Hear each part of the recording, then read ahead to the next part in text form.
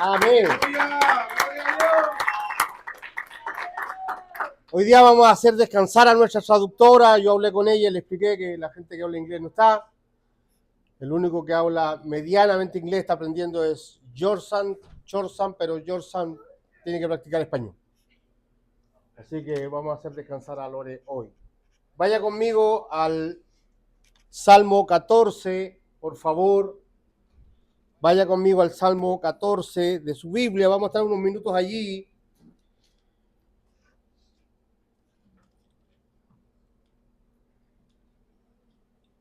Tengo, papito mío. Tengo, si quieres me pasas esa.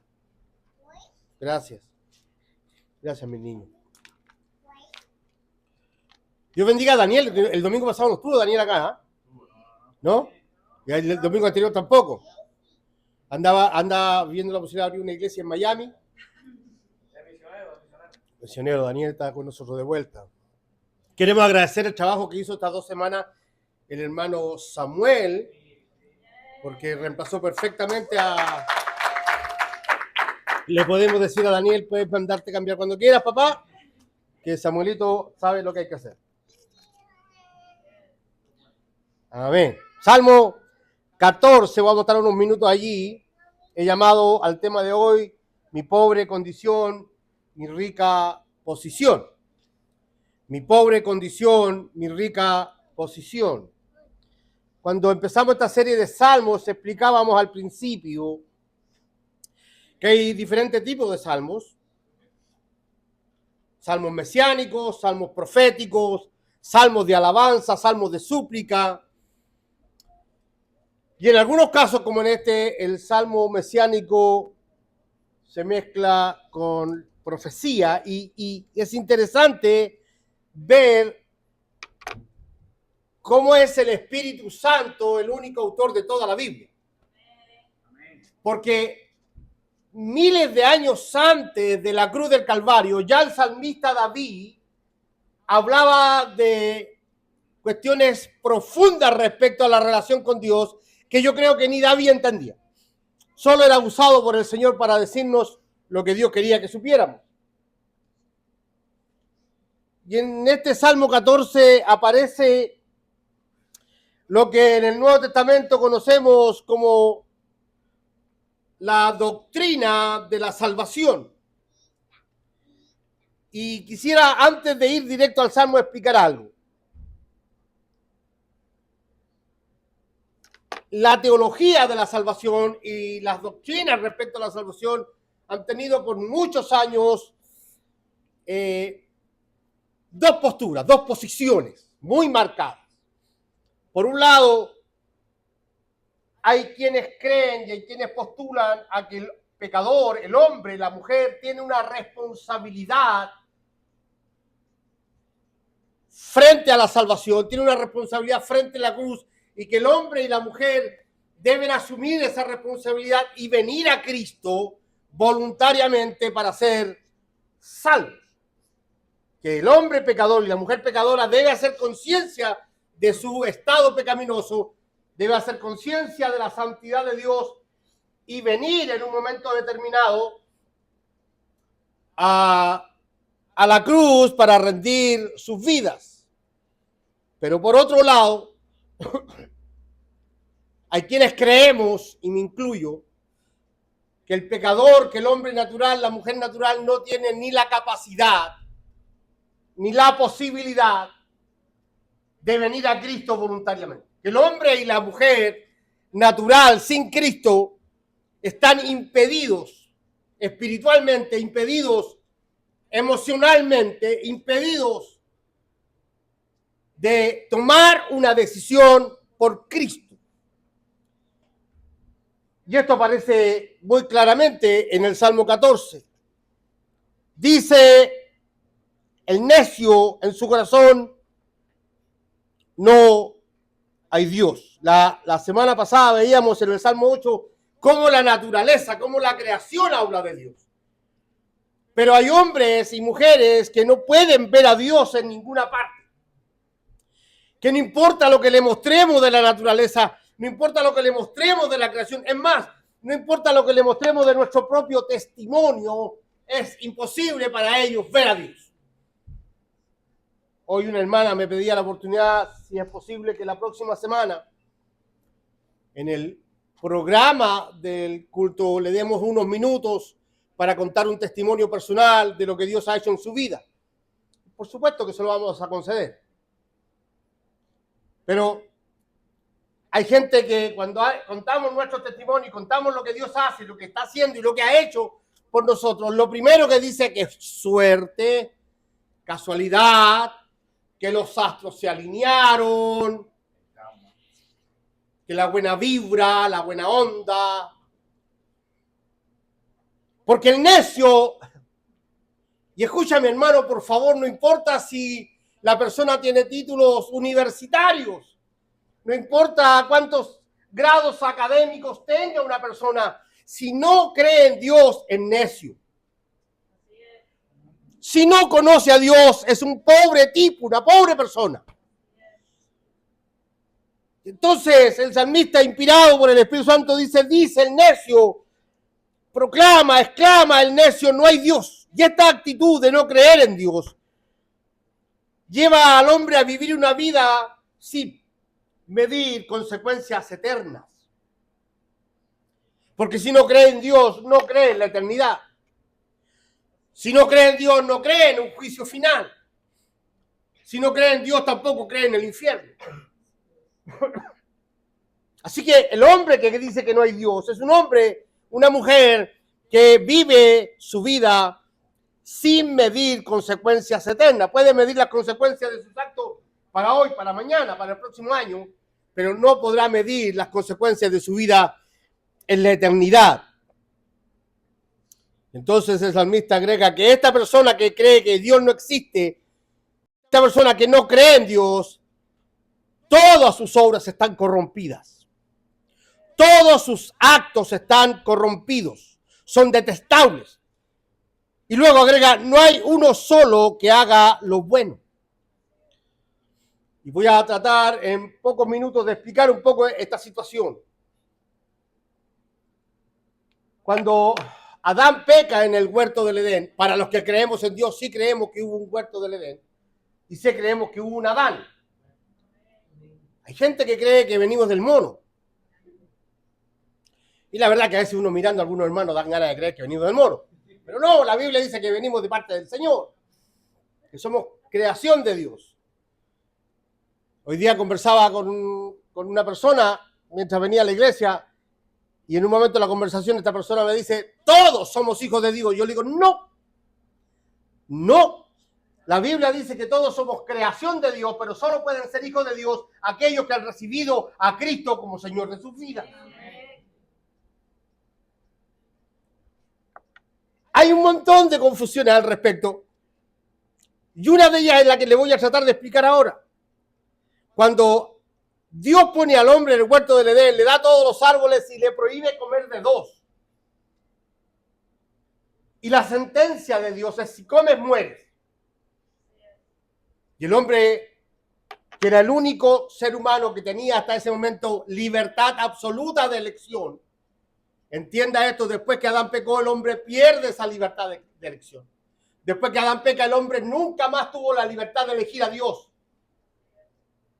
Adán sí tenía esa posibilidad. Y eligió mal. Eligió pecar, eligió ofender a Dios, eligió rebelarse contra su autoridad. Y Dios le dijo, si pecas, mueres. Y Adán pecó y murió. Y alguien dice, pero vivió más de 900 años y tuvo hijos e hijas después de pecar. Es que no está hablando la Biblia de muerte física. Está hablando de muerte espiritual. El hombre se separa del dador de la vida, rompe relación con el dador de la vida y muere espiritualmente. Entonces, llegamos a descubrir algo tremendamente interesante. Adán, escúcheme bien, porque esto lo puede usar media para ponerlo a lo mejor en alguno de los espacios cortos que ponemos en las redes sociales. Adán no nos heredó el pecado. Listen to me. Voy a hablar en inglés como si tuviera Gloria aquí. Adán no nos heredó el pecado. Adán nos heredó la muerte. La muerte espiritual. Si usted mira Romanos, en el capítulo 5, vaya un segundito conmigo a Romanos, por favor. A usted que le gusta tanto la Biblia y que lee la Biblia en su casa. En el capítulo 5 de Romanos, verso 12, dice, por medio de un solo hombre, que es Adán, el pecado entró en el mundo y por medio del pecado entró la muerte. Fue así como la muerte, no el pecado, la muerte pasó a toda la humanidad. Y es esta muerte espiritual la que hace que el hombre viva en un constante pecar, en un constante ofender a Dios, en un constante alejarse de Dios. Y el texto en Salmo 14 dice, no hay justo ni uno, no hay quien busque a Dios. Y hay personas que me han dicho, pastor, pero yo conozco a personas religiosas que van a ciertas religiones en busca de Dios. El ser humano muerto espiritualmente puede buscar una religión y puede buscar un tipo de vida que calme sus conciencias. Pero no está habilitado ni capacitado ningún ser humano en este mundo para buscar a Dios ni buscar la salvación. Es Dios el que tiene que venir al pecador. Es Dios el que tiene que rescatarnos del pecado. Es Dios el que tiene que tomar la iniciativa. Cuando la Biblia dice no hay quien busque a Dios, es que no hay quien busque a Dios. Y puedo establecer doctrina porque el apóstol Pablo repite este concepto en Romanos capítulo 3, verso 10. No hay justo ni uno solo. No hay quien busque a Dios. Por eso es que cuando evangelizamos cometemos ese error y le decimos a la gente, busca al Señor. Busca al Señor, hermano. El pecador no puede, no está en condiciones, no tiene la habilidad de hacerlo. Lo que le podemos decir al hombre es, si has tenido un encuentro real con Cristo, te animo a seguirlo. Porque ese es el planteamiento del maestro. Cualquiera que quiera venir en pos de mí. Si alguien ha sentido un toque especial en su vida, si alguien ha sentido en su vida que el Espíritu Santo está trabajando, si alguien se ha sentido motivado a arrepentirse de pecado, si alguien se ha sentido motivado a venir a una iglesia y buscar al Señor, ese hombre está siendo resucitado por Dios. Y yo lo animo. No a hacer una declaración de fe aquí adelante diciendo recibo a Cristo. No, eso no tiene mayor importancia, porque lo puede hacer el que se salva y el que se pierde también. Esa es mera religión. Yo te animo. Si algo está pasando en tu vida, que estás sintiendo la necesidad de venir a Dios, te animo a seguirlo. A tomar tu cruz cada día y seguirlo. Es interesante que tantos años antes de la cruz, el salmista ya estuviera hablando de esta profundidad. Y dice algo que en realidad es una analogía. Desde el cielo el Señor contempla a los mortales para ver si hay alguien que sea sensato y busque a Dios. En realidad Dios no está mirando del cielo nada. Dios sabe cómo somos. Es una forma que tiene el salmista de manera poética de decir que ni aunque Dios buscara no encontraría. Porque Dios no necesita andar buscando. Dios no necesita andar mirando a quién. Dios conoce nuestros corazones. Dios puede pesar nuestras intenciones. Dios sabe con qué intención vine yo hoy día a esta reunión. Él sabe con qué intención o con qué estado de ánimo está mi corazón hoy día aquí en el culto. Él lo sabe. Él lo sabe. Yo no puedo engañarlo. Mire, hermano, yo puedo llegar aquí, cerrar los ojos, levantar las manos y hacer toda la parafernalia de un adorador. Y Dios sabe que mi corazón y mi mente están muy lejos de acá. Pero Dios también sabe que de repente hay gente que está a lo mejor enferma, con un problema, con malestar, y a lo mejor ni siquiera se atreve a levantar sus manos, pero Él conoce que su corazón está en la presencia de Dios. Porque Él conoce nuestros corazones. Y entonces Dios mira al ser humano y busca, y no hay. Desde Adán hasta hoy no hay un hombre, no hay una mujer que esté en condiciones de que Dios tenga una relación con él. El salmista lo declara en alguna oportunidad: en pecado me concibió mi madre. Y Pablo, escribiendo a los Romanos en el capítulo 3, verso 23, dice: por cuanto todos pecaron, todos están destituidos de la gloria de Dios. Ninguno de nosotros tiene acceso a la gloria de Dios. Esa es la razón que le da base a nuestra posición teológica respecto a la salvación. ¿Cómo hace entonces un hombre y una mujer para llegar a entender el Evangelio? ¿Cómo hace un hombre y una mujer para apasionarse por el Evangelio? ¿Cómo llegó a ocurrir en la vida de alguien que en un momento determinado sintiera la necesidad de buscar una iglesia y buscar de Cristo? Muy simple, sin que te dieran cuenta, sin que tú lo supieras. Él vino a tu corazón. Él trabajó en tu vida. A través de un amigo, a través de un familiar, a través de la radio, a través de la televisión, a través de un libro, a través de una enfermedad, a través de un problema, a través de lo que sea. Dios usó un medio para que tú y yo en algún momento nos encontráramos con Él. No, tú no elegiste a Dios. Tú no tomaste una decisión por Cristo. Esas frases pseudo cristianas están llenas de ego. Esas frases pseudo cristianas están llenas de egos. Los que decidieron por Cristo. Aquellos que algún día tomaron la decisión de seguir. Hermano, nunca tuvimos la capacidad. Estábamos absolutamente perdidos. Estábamos absolutamente muertos. Yo quisiera ahora decirle: no se extrañe, no se asombre, no se asuste cuando su compañero de colegio, su compañero de universidad, su compañero de trabajo, su patrón, su jefe, un empleado suyo, hable o reaccione con una actitud grosera, vengativa, conflictiva, llena de amargura. Entiéndalo, está muerto. Pobre de él, está muerto. Porque la única forma de estar vivo espiritualmente es estar en Cristo. Amén. Esas fueron las palabras del Señor al comenzar su ministerio. No queréis venir a mí para que tengáis vida y vida en abundancia. Yo soy el camino, la verdad y la vida. Nadie viene al Padre si no es por mí, dijo el Señor. La única forma.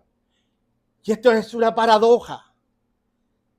Y esto es una paradoja porque dentro de las filas del cristianismo hay gente llena de problemas de carácter inclusive. Gente que aún estamos tratando de que Dios modifique nuestra conducta. Estamos llenos de taras, llenos de problemas que inclusive parecen peores problemas que los que no tienen a Cristo. Pero hay una diferencia tajante entre nosotros los enfermos, entre nosotros los pobres, entre nosotros los que tenemos dificultades para seguirlo.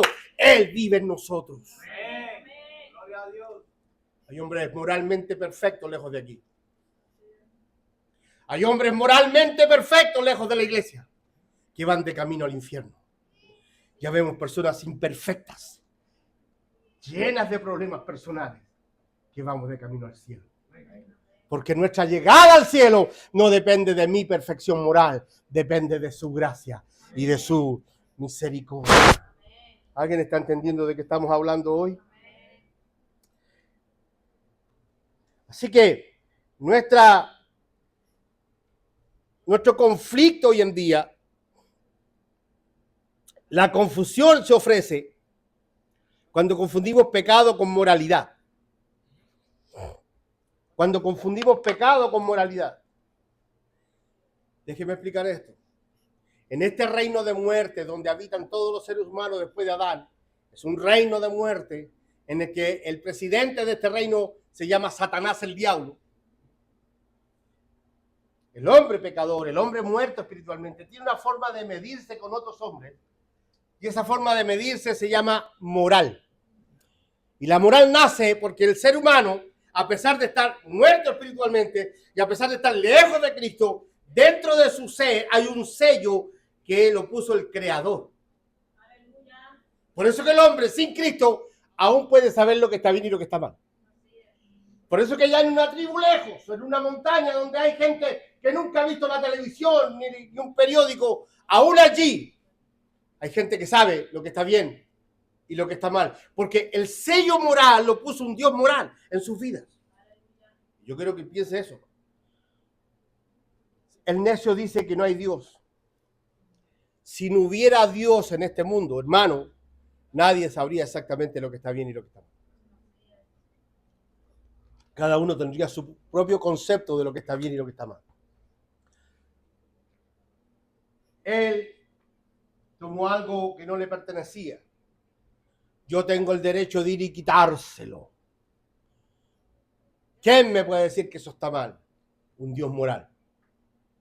Un Dios que fue capaz de decir, ojo por ojo y diente por diente. Si te quitaron la oveja, cobra tu oveja y nada más que tu oveja. Equilibrio. Porque estamos frente a un Dios santo, a un Dios perfecto, a un Dios moral. Así que, claro, en este reino de muerte donde gobierna Satanás, los hombres y las mujeres nos medimos de manera moral. Y naturalmente, para nosotros, no es lo mismo un mentiroso que un violador de niños. Del punto de vista moral, al violador de niños, si lo tenemos cerca, lo matamos. Y al mentiroso lo toleramos. Este es un mentiroso. Hasta nos reímos con él. Este mentiroso. Hasta le celebramos. Buena tu mentira. Pues ya no nos molesta. Pero frente a Dios, mentir es tan grave como violar a un niño. Porque para Dios pecado es pecado. Eso es lo que el hombre sin Cristo no puede entender. Y esa es la diferencia con los que llegamos a nacer de nuevo. Esa es la diferencia con los que nos encontramos con Cristo de una vez y Él nos trae a la vida. Que hoy día no solamente jamás se nos pasaría por la mente cometer un acto atroz, tampoco se nos pasaría por la mente mentir. Y cuando mentimos sentimos mucho dolor y vergüenza. Y vamos de rodillas y le decimos, Señor, no debía hacerlo. Yo sé que con esto te ofendo. Para nosotros no es normal. No es parte de la vida. No es la forma de subsistir. No, aunque vaya en contra nuestra, aunque nos perjudique, aunque esto me mate de vergüenza, voy a enfrentarme con el respaldo de mi Dios y voy a decir la verdad. Voy a enfrentar mi vida con la verdad. No por mí, sino por el Dios que yo represento, por el Dios que sirvo, por el Dios que adoro, por el Dios que me salvó. Así que no estamos enseñando moralismo en la iglesia, estamos enseñando santidad.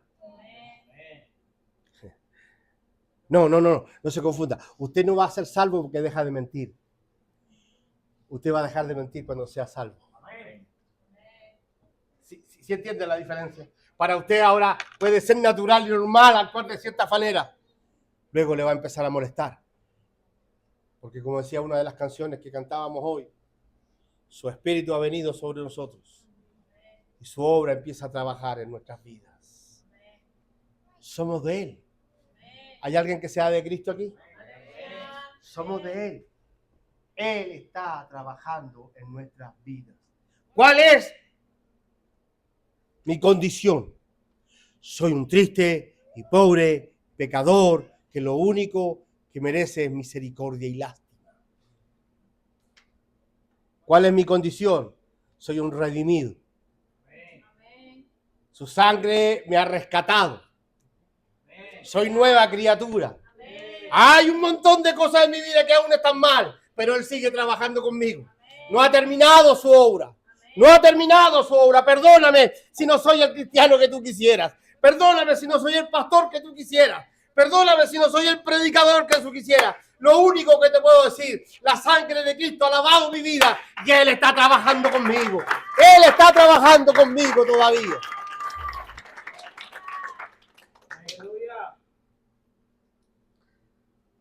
Si no has nacido de nuevo, lo lamento por ti.